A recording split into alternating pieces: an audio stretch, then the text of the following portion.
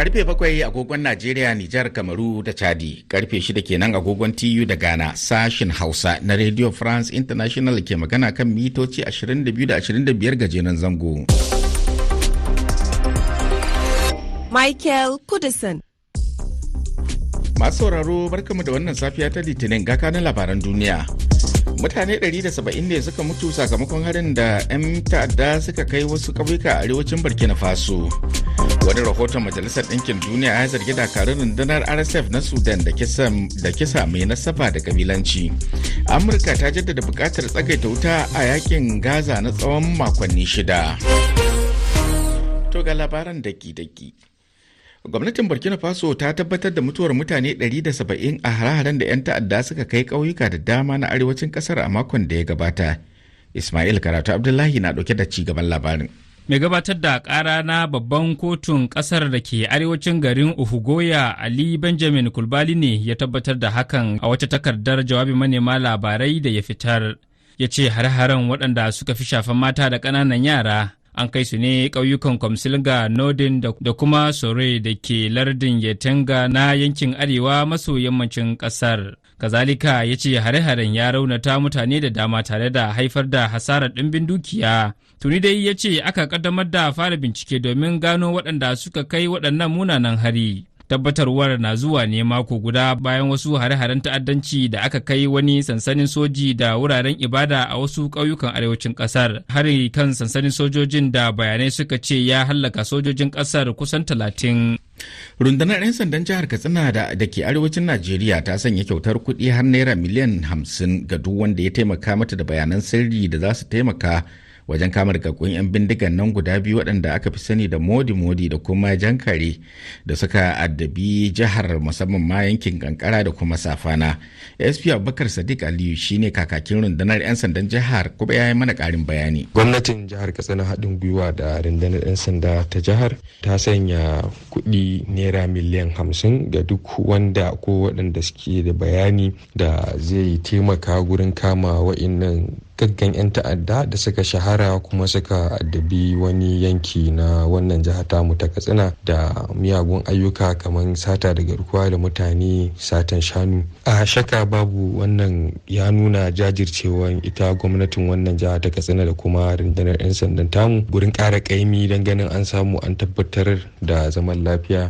A sa'an nan kuma muna kira ga jama'a da al'umma baki ɗaya da duk mai wani bayani da zai taimaka wurin kama wa'innan 'yan ta'adda da ya hanzarta ya gaggauta sanar da rundunar 'yan sandan ta jihar ko kuma wata hukuma mafi kusa, kuma za mu tabbatar da ɓoye bayanai akan wanda ko waɗanda suka ba da wannan labari da za a samu nasarar kama wa'innan 'yan ta'adda da ake nema ruwa a jallo. SP Abubakar Sadiq Aliyu kakakin rundunar 'yan sandan jihar Katsina. A Najeriya wasu mutane sun fasa wajen ajiyar hatsi da sauran kayan abinci na gwamnati a garin Gwagwa na babban birnin tarayyar Abuja a jiya Lahadi, inda suka yi awon gaba da dimbin kayan abinci. Rahotanni daga wasu mazauna yankin sun ce dimbin matasa ne suka yi fitar dango zuwa wannan wuri na ajiyar kayan abinci da ke yankin tasha na garin Gwagwa da misalin karfe 7 na safe, inda suka kashe ko kuma suka kwashe buhunan masara da sauran hatsi.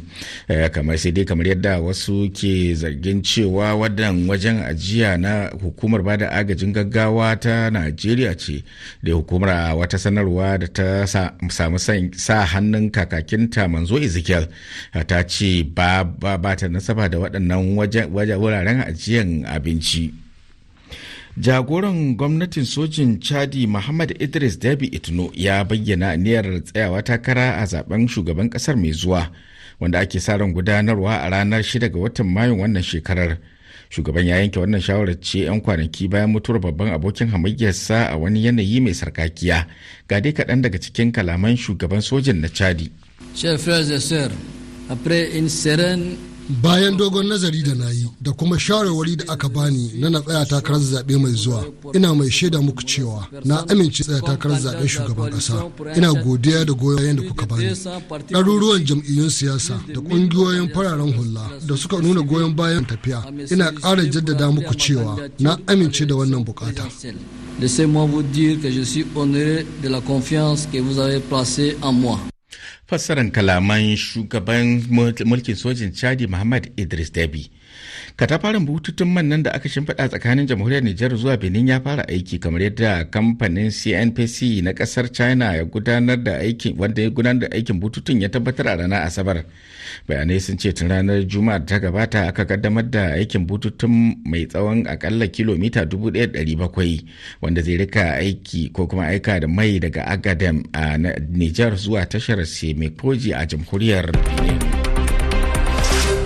Labaran na zuwa muku ne daga nan sashen Hausa da Radio France International. Dakarun RSF da suka yi tawaye a kasar Sudan sun aikata laifukan yaƙi da suka hada da yin kisan gilla ga wasu kabilu da yi wa mata fyaɗe a yankin Darfur da ke arewacin kasar, kamar da Majalisar Ɗinkin Duniya ta bayyana a wani rahoto da ta fitar.